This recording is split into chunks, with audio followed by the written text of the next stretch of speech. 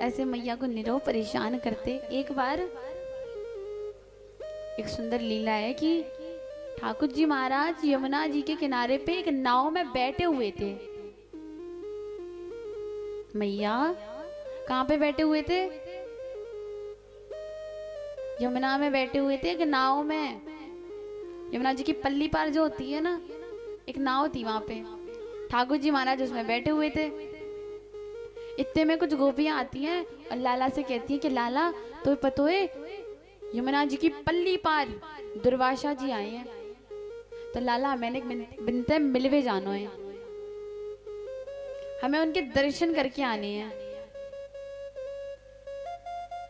अब मैं दोबारा टोकू मैया तुम सबको, फिर तुम सब सीधे बैठ जाओगी। मैया सुन लो, मतलब यहाँ पे ब्यास भी चिल्ला रहा है कि सुन लो सुन लो, सुनी ही नहीं जा रही है। और यहाँ पे भजन चलेंगे तब बहुत जल्दी सुनोगी तुम।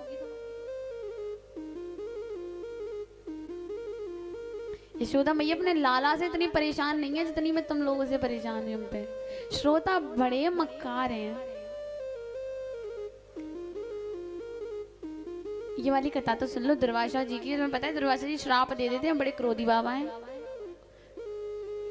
अब क्या था कि एक दो गोपियां आती हैं, लाला से कहती हैं लाला तो पता दुर्वासा जी आए हैं यमुना जी की पल्ली पार। लाला कहता तो तुम क्या चाह रही हो, मैं नाव में छोड़ के आऊं तुम्हें?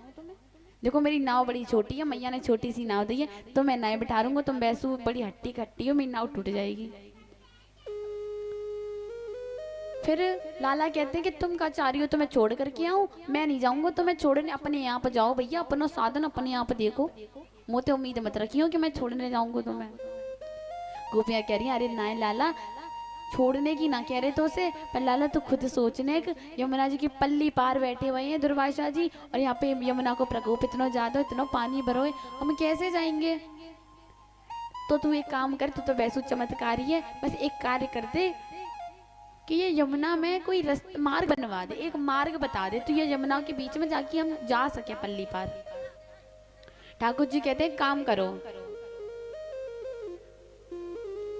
तुम एक कार्य करो कि यमुना का जल अपने हाथ में उठाओ।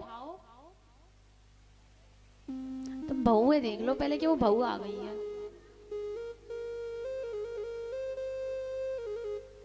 मैया राधे राधे, तुम्हारे चक्कर में श्रोता बन गए। तो अब तुम इन्हीं को देख लो। बताओ मैया की तो कोई गलती भी ना है, वो तो बताओ प्रसाद चढ़ाने आई है, पर तुम उनको ऐसे देख रही हो ना, क्यों मैया भी सोचने लग जाए। तो अब पता है लाला से कह रही है कि लाला एक काम करो, यमुना में ना कोई माँ दे दो जिस मार्ग पे होते हुए हमने चले जाएं। ठाकुर जी महाराज ने कहा काम करो, अगर तुम्हें मार्ग चाहिए तो यमुना का जल लो और यमुना को साक्षी मान के कहना कि अगर हमारे लाला ने कभी भी किसी गोपी को ना देखा हो तो यमुना जी हमें मार्ग दे दो। अब गोपी सोच रही है वैसे तो जब पे गोपियां ताकत तो रहता है 24 घंटा बैठे बैठे, और आज कह रहा हो कि कभी गोपी देखो ना है तेने। ठाकुर जी कह रहे हैं कि जाओ तुम जा करके कहना कि अगर हमारे लाला ने कबू किसी गोपी की ओर आंख उठा के ना देखी हो तो यमुना जी हमें मार्ग दे दो। गोपी कहती है तू झूठ, तो अगर यमुना ने मार्ग दिया तो यमुना भी झूठी। ऐसा हो ही ना सकता कि तेने कभी गोपी की तरफ देखो ना हो, कल ही तो हमारे संग राज कर रहे हो। तो इस कथा में जब गोपियों ने यमुना जी का जल अपने हाथ पे लिया ना और कहा कि अगर हमारे नंद बाबा के लाला ने को गोपी की ओर आंख उठाई के ना देखो तो यमुना तुम हमें मार्ग दो, यमुना में मार्ग प्रकट हो गया। कैसे है कैसे सकते हो? अब इतने तो गोपी चली गई मार्ग में, दुर्वासा जी को मिली, दुर्वासा जी को प्रणाम किया, उनके लिए भोजन मिष्ठान बना करके 56 भोग उनके लिए लेकर के गई और उनको भोजन लगा रही है पत्तल में। दुर्वासा जी ने टोक दिया अरे तुम क्या कर रही हो? तो गोपी कहती है अरे आपके लिए पत्तल लगा रहे हैं, खाना लगा रहे हैं उसमें। दुर्वासा जी कहते हैं पत्तल में ना, तू एक काम कर जो पात्र है वही रख मेरे सामने। गोपियों ने क्या किया, कड़ी का जो भगोना था वही सामने रख दिया, पूड़ी की डलिया सामने रख दी, खीर को भगोना सामने रख दियो, सारे जो पात्र थे ना वही पात्र सामने रख दिए। दुर्वासा जी ने एक ही बार में सारा भोजन चट कर दिया।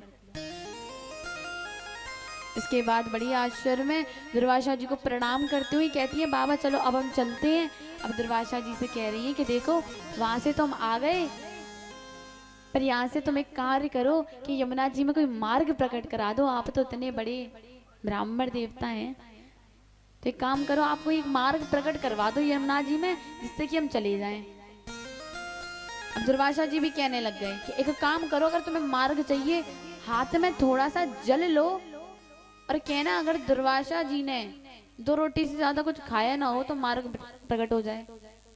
गोपी बड़े आश्चर्य में, आवाज तो सबरे भगवाना खाली कर दिए यहाँ ने, और अब कह रहा हो कि 2 रोटी से ज्यादा दुर्वासा ने कछु, अगर दुर्वासा ने 2 रोटी से ज्यादा कछु खायो नहीं हो तो मार्ग मिल जाए, तुरंत मार्ग प्रकट।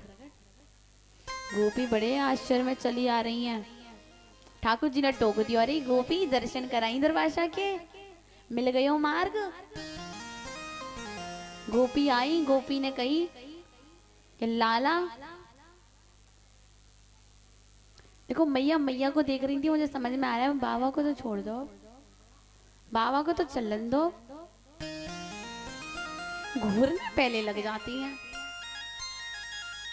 तब मेरी बात सुनो, ठाकुर जी के पास आई, ठाकुर जी ने टोक दियो, अरे गोपी कराई तुम दर्शन दुर्वासा के। अब गोपी बड़ी उतनी चिड़ गई हुई, तो एकदम चिढ़ गई। अब लाला से कहती है लाला तू झूठो, एक वो दुर्वासा झूठो, और तुम दोनों की साक्षी यमुना झूठी। पहले तेने कही कि तू को गोपी ये देख तो ना हो तो मार्ग मिल जाए, यमुना ने मार्ग दे दियो। वो बाबा हमारे सामने पूरी भगोनी खीर खा गई और फिर कहता है कि 2 रोटी से ज्यादा कछु खायो ही नहीं हो तो मार्ग मिल जाए, मार्ग भी मिल गयो। तू झूठी थे, वो बाबा झूठो थे, यमुना झूठी।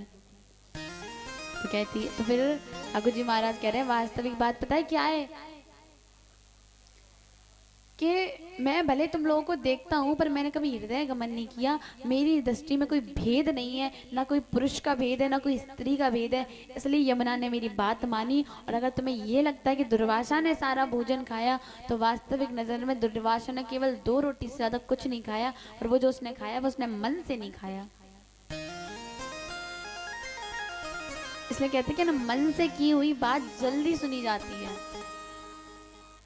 अब जैसे मैया को टोक दो तो कथा तो सुन लेती है, पर वो मन से अलग ही बात होती है ना, वो तो आ ही नहीं पाएगी, क्योंकि मन से तो फलाने की बहू को ही देखेंगे अभी। तो कहते हैं कि जो मन से बात हो वो ज्यादा अच्छी होती है।